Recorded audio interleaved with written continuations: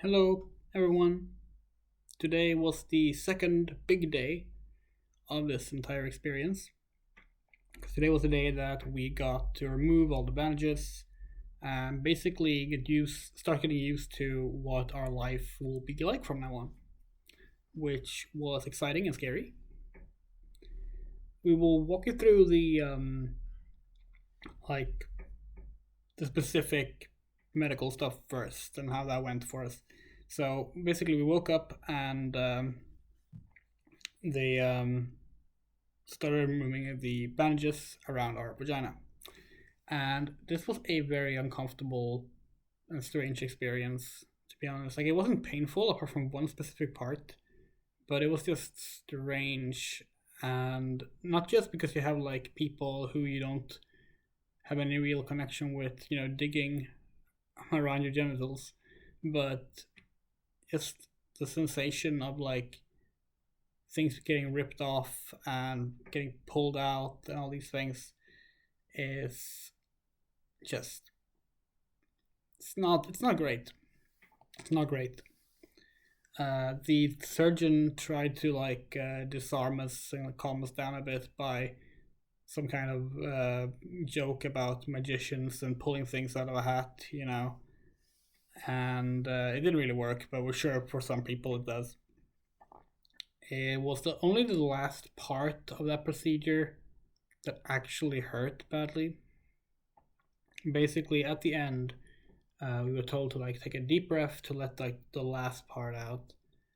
And if you don't know what they've done, I guess we never really explained it, but basically, like they need to keep your vagina dilated for the time that you spend hospitalized, right? So so that the body doesn't consider it an open wound to be closed. So what they do is they put gauze into it and basically like stuff it, um, and then they pull that out like it's all stuck together. And it was the last part that was difficult and painful. Like we had to take a deep breath, and then like they pulled, and as we uh, took the breath, and it was probably like the root of it, so to say. It was keeping things in place, furthest in and everything. And it was painful. It was really painful, but it was also very short. Like it did not end up being painful that long, which is nice. It's really nice. After that, we got to just sort of sit there for a while with some gauze and natrium chloride was doused with, and just sort of like hold it on top to keep the pressure on it. Just after the immediate excavation, so to say. And that was also a little bit awkward because you're just kind of like sitting there, not really moving, just pushing on your genitals. And yeah, we have props today, by the way. And but it went well. It was a surprisingly short procedure to remove them. We actually thought we would be like moved away to somewhere else in the hospital, and it would be done there. But no, it was just done in the morning by our bed. I think it was around like 10 in the morning, maybe like 9:30, something like that. Then it came time to have a shower. And it's kind of ironic because the surgeon described it as the greatest shower we were the greatest shower of our life, basically. Because we've not been able to shower all this time, we've had all these things stuck onto us and inside of us, and now we finally get to just clean up, which should be a wonderful experience. And we ended up fainting.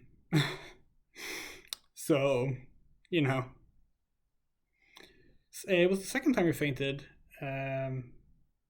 during this experience, which is probably a low amount, honestly, but it was also very short. Like, and not we didn't like get a bad injury or anything. Um, but yeah, basically, like we went into the shower. They gave us body soap and shampoo, and we were just told to just like make sure you like you scrub your body like you would. Make sure to not like worry too much about the fact that you will still be bleeding and there will be blood running down the water flow. Like it's healing, it's just it will be bleeding. And yeah, and we started with like starting up her body, doing all of that and cleaning it. It was a very awkward experience to like properly feel yourself for the first time, and trying to like do a good job cleaning while also kind of being scared of touching because it's so different now. Then we were gonna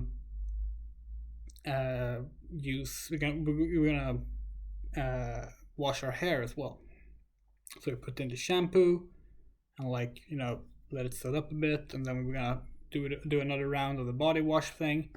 And we thought we were like pretty okay. We kept holding on to like the metal bars that they had in that shower to make sure that if something happened, we would like be able to like keep ourselves steady. But then we turned around to rinse our hair with water, and we just collapsed and screamed. It was very brief.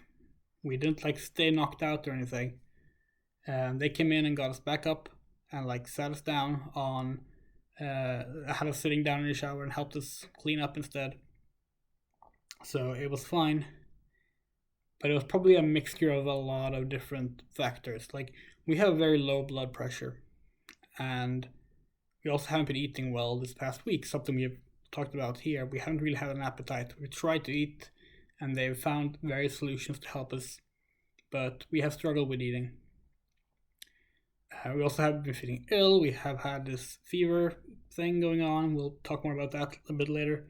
And we also like take long warm showers. What can we say? We like our showers, and we want them to be really, really warm, or hot even.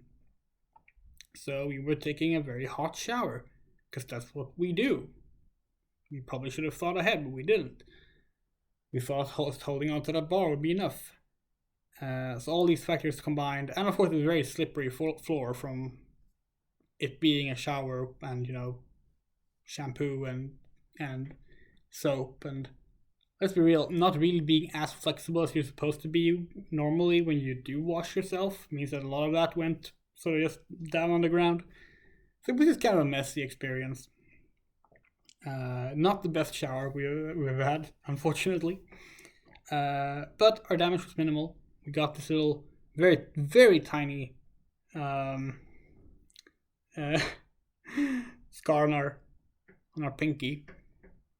And our left leg kind of ended up like getting some kind of like stretched muscle or something. It's actually been hurting a lot throughout the day, and we've been struggling with our left leg now, which is also ironic given that our right leg just got better after we struggled with that the first few days. But it's not super bad. We can manage. It's a little bit painful. After that, it was time to do the dilation. And if you don't know what dilation is for vaginoplasty, we will go through what it is and explain it. So basically, again, props. We have this. It's a silicone dilator. It comes in various sizes. So here's a thinner one. Here's a thicker one. Depending on what you might be needing. And basically, at the start, 2 to 3 times a day, you need to lube this up with lube, obviously, and put it inside your vagina and just keep it there. Just have it kept there for 20 minutes. That's what our doctors say anyway. First time they guided us through it, they had a doctor do it for us, and then we got to take over as it was already inside, you know? And actually, no, we think we got to move it inside ourselves, actually. Maybe it was just like slightly more out. But basically, like they showed us, and then we got to take over. And that is also a very interesting experience because it's very difficult to know if you have pushed it in enough. Because like the obvious voice in your head is like, well, it's not going any further. Clearly, we must have reached how far it should be. But like the doubt is still there, you know.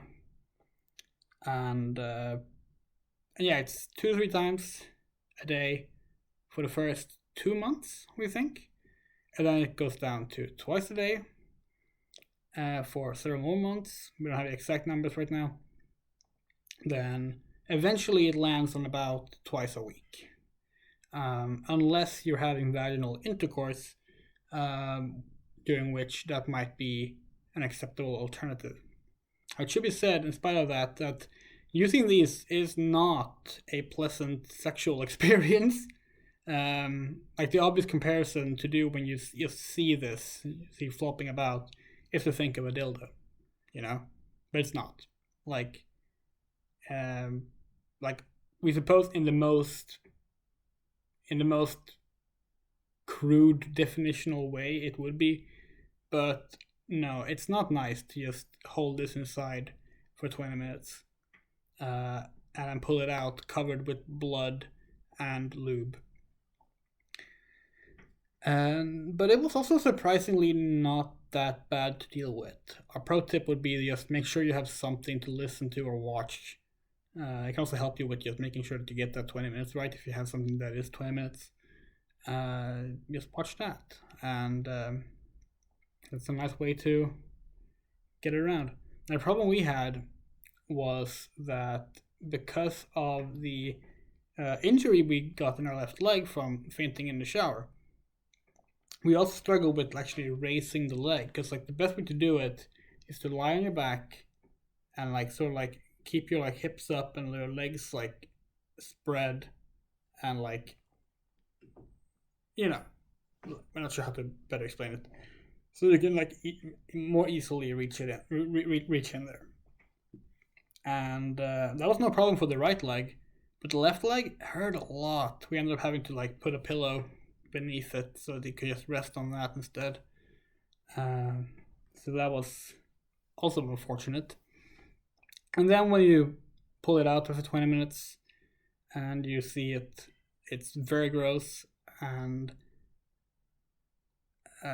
we're sure that's going to be probably difficult for a lot of people who struggle with like visceral imagery, because it's just covered with blood.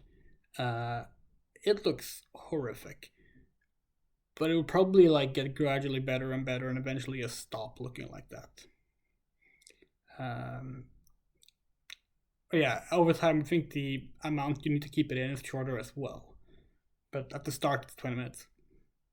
But then you just go and you wash it with water and soap, because you know it's silicone, so it just glides off just fine, and it's back to its shiny white self. Apparently they do come in other colors as well. Our doctor did mention some, like the doctor mentioned like a specific brand or something that was like made by a trans woman that does really good dilators, but we didn't really pick it up. It was kind of because, you know, we were having our first dilation session at the same time, and it was we were not exactly there to like pick up on the names of websites and such. So that was the dilation. It was not as bad as we worried it might be, but also still deeply, not really uncomfortable, that's the wrong word. It was more like it was alien. it felt strange, It's probably one of those things that's just like, it's just you getting used to having a different set of genitals now, but it was still different. So if you don't know, during the first procedure, we might have mentioned this already, but during the first procedure now, a week ago, they made most of the vagina. And then in 3 months, they're going to be making the cap of the clitoris. I'm not sure about the English biological terms here, actually, but like the cap of the clitoris and one of the sets of lips that are still missing. And they make those later after things have healed up more.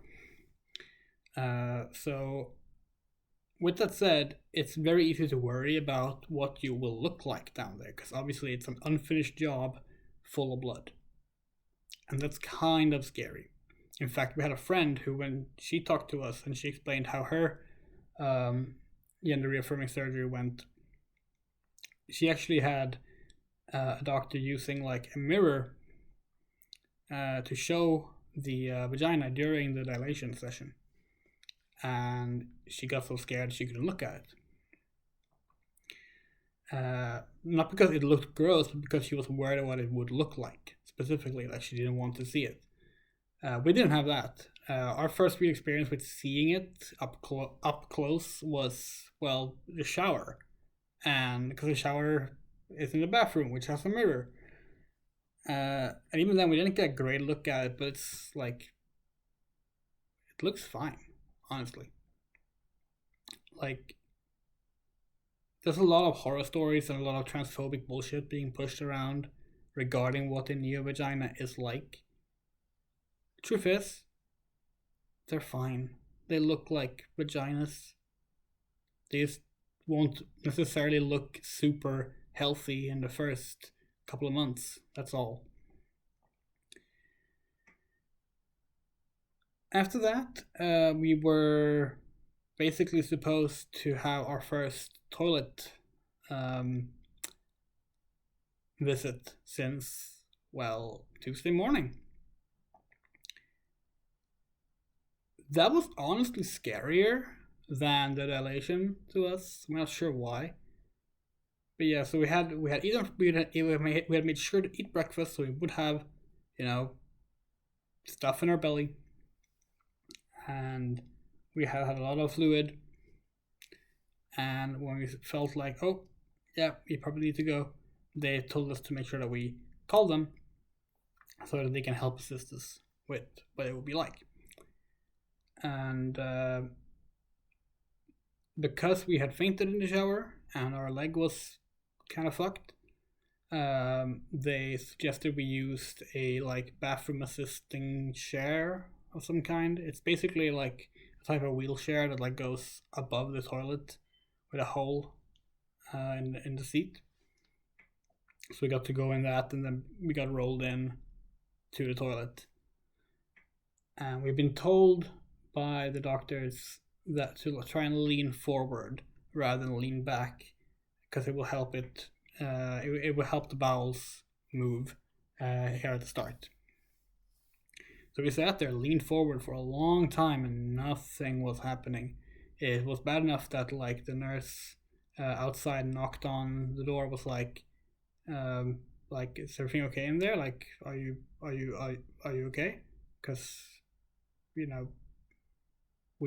were probably in there for like 15 minutes, and it just wasn't going. Eventually, like the nurse was like, "Well, use the call button when you have been able to finish." So we sat there for a little bit longer, and then finally it just started, and we got to both pee and shit, and that was strangely satisfactory. And also that was not as alien as we expected in terms of how it felt. It was kind of strange. It felt mostly familiar. even though obviously like you're urinating from a very different thing now. So yeah, that was basically the medical aspects of things, of the actual transition thing. We've had one more dilation session since then. We're gonna have one more before bed probably. Um, they said 2 to 3 per day, and basically it was like two is required, 3 if you can find a time for it, which is a little tricky when you like we were awake several hours before the first one, but we'll see. Maybe we'll do one tonight, or we'll do one in the morning tomorrow. We've been keeping a schedule on our phone when we do them. So that's the vaginoplasty stuff done with. Done. Oh, they've also put a what are they called? A pad to like catch all the blood and stuff. So we've been wearing a pad, like a menstruation pad, but bigger, all day, and we've been switching it out after toilet visits because it gets gross. I think that's the only part we forgot to mention about that aspect specifically. It seems everything went well with our surgery. It seems everything is fine down there. Everything seems to be working. It's good. Glad to hear it. And that's great. So let's move on to things less great. First off, yeah, we probably have a fever. When we woke up today, we thought we did not. I'm feeling better, and our temperature had gone down. But tonight it's gone back up again.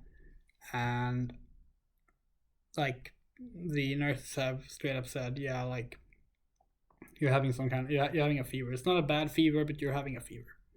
So try to keep it, try to keep calm. Try to relax. We've been getting like additional medicine for that as well.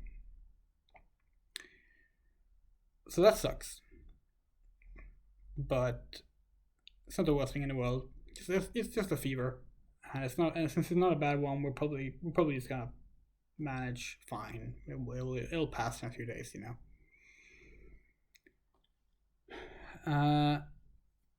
So let's talk about what we have to describe as kind of neglect here during our hospital visit. I want to start by saying like we don't actually pin any blame on any specific employee here. We're not going to name anyone. We're not going to say anyone's doing a bad job or anything like that. But a consistent problem for the visit here has been that we request something. They say we're gonna get that thing, and then we don't. That has been consistent. And today was really bad. Like our here we had like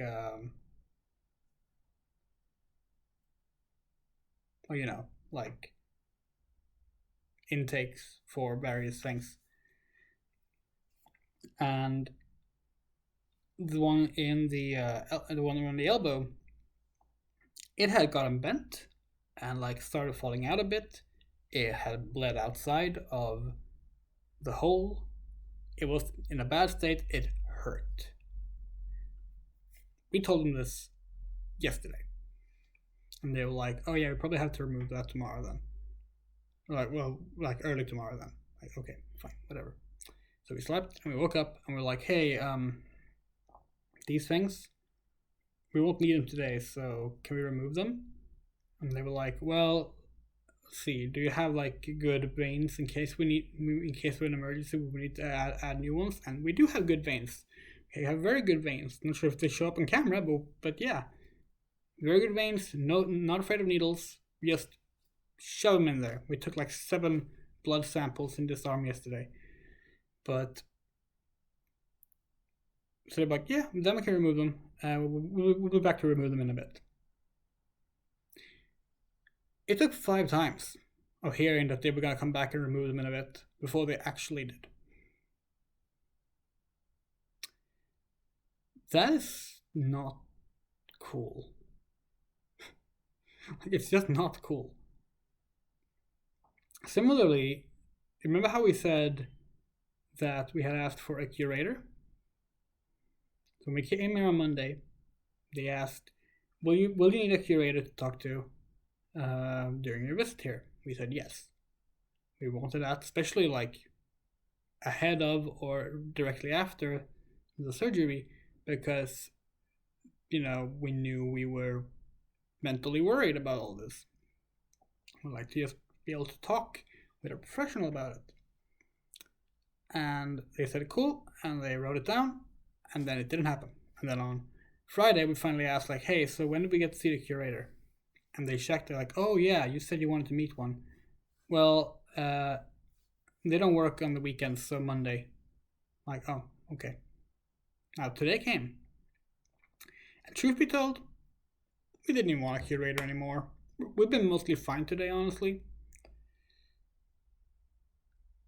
But did we get it? No. It was never brought up again. We're going home in like 12 hours and it wasn't even brought up again. That is not good. Especially like if depending on like what your mental state is like, asking repeatedly for that can be very difficult. That one first question should be all you get.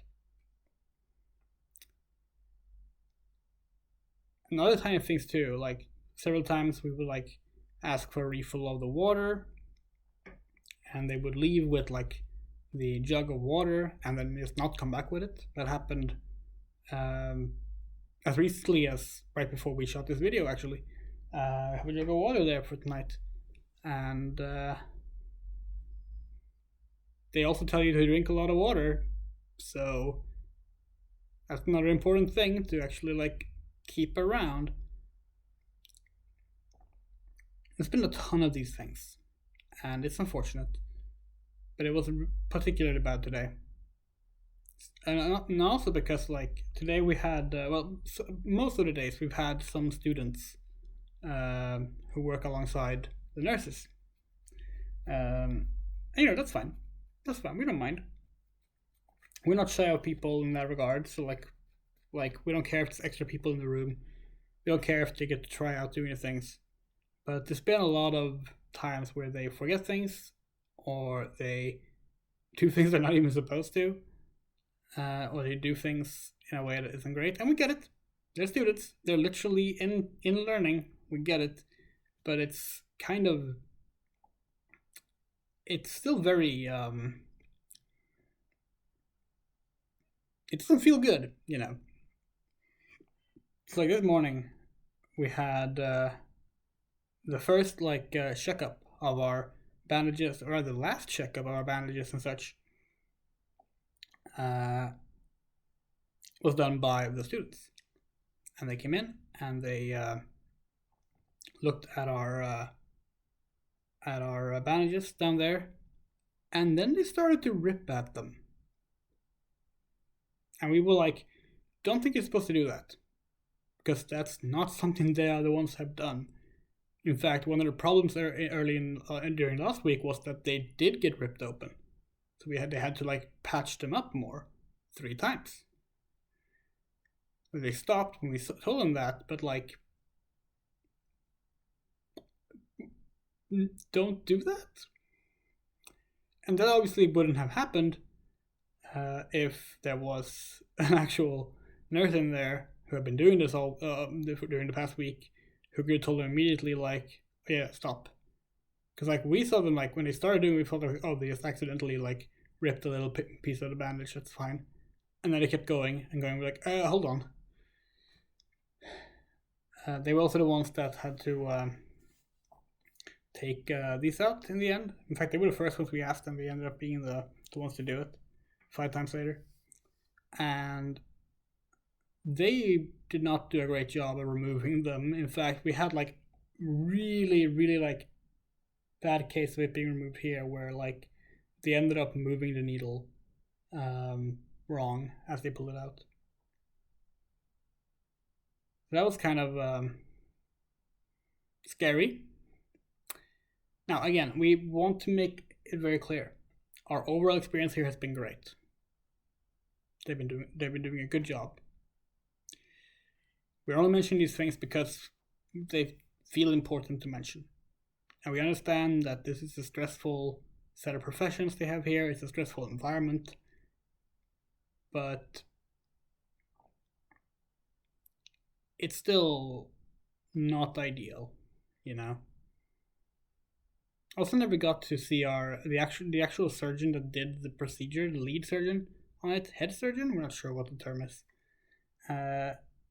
We mentioned this on Wednesday, we think, that she left for South Africa to do something there. I'm not sure what. We don't care. We don't care. But it's very strange to like, even a week later, having like other people come in and be like, "Sorry, your surgeon can't be with you today during rounds because she's in South Africa." I was like, "Yeah, that's fine, but you can keep telling us this fact, but unless you're gonna tell us why she's there, we're not sure why you keep bringing it up. You know, it just makes it more awkward." Regardless, she did a good job, obviously, so that's cool. You might tell that we feel way better today. Like getting rid of the bandages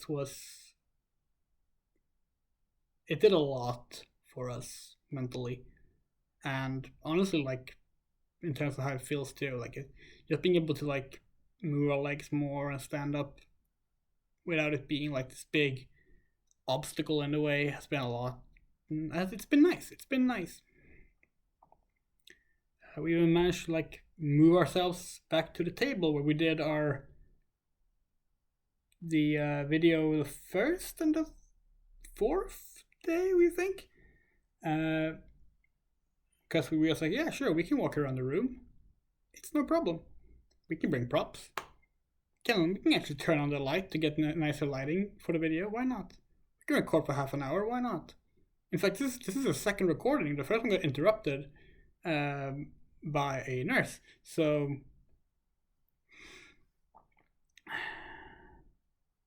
yeah, but we want to once again state that we think that the ones working here have done a great job. We're only bringing up the bad parts because they also do need to be mentioned. But they have always, there's been a ton of people who've been here to care for us, and they have always found ways to do so. They have helped out when we can't eat. They have helped out when we struggle with our pain. They have allowed us to sleep during, non-night hours when we need to because we couldn't sleep during night without making a fuss about it. They haven't questioned the things we do. We had when we had our big, painful and ill, nausea-induced meltdown of our stomach a few days ago. We were just like sobbing and crying and on with like oxy stuck up our nose. They were like, they listened and they took it seriously and they got us that x-ray and they told us in the morning that it was fine. Like they do a good job here. That's important to mention. Tomorrow morning or lunchtime, between morning and lunchtime, we will be leaving the hospital. And we're looking forward to that. We really are. We do want to make one more video about coming home from all of this, how that feels. If that'll be tomorrow or if we're gonna take a little while before we do it, we're not sure yet. But just in case you wanted to make this a longer video where we talk in depth about our experience, in case it ends up being a few days or something like that before we make the final one. Who knows, maybe the final one will be shorter than this, who knows. But yeah. Let's see, anything else? Oh yeah, our breasts. We didn't talk about our breasts at all. they seem to be healthy and fine. We're gonna have to like, they have like strips of bandage here, tape, keeping them in place, and we're gonna have to like remove those and replace them ourselves. For we think they said 2 months. We have a paper on it. I'm not entirely sure what it said. So, but that's like nothing happened with them today. You know, nothing changed about them today. They've been in this safety bra for almost a week now. When we get home, we're gonna have to get some kind of share or something for the shower, just in case. This keeps being an issue until everything is healed. We don't want to end up fainting in the shower again, and we like our warm showers. I think that's actually it now. I really should cover everything. Thanks so much for watching these videos, by the way. We're happy that they're being watched. We're happy that people are interested in the information, and of course that they care about our journey and how things have gone for us, and all the well wishes we've gotten during our rougher days have been nice and affirming too. And that'll be the video. This was a long one, but that's fitting because it was a big day. Last minute thoughts, if there's anything we forgot.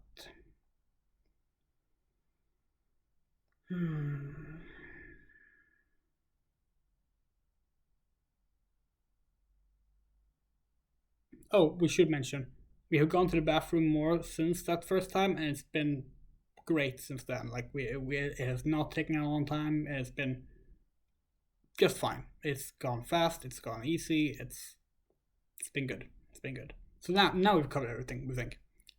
Take care.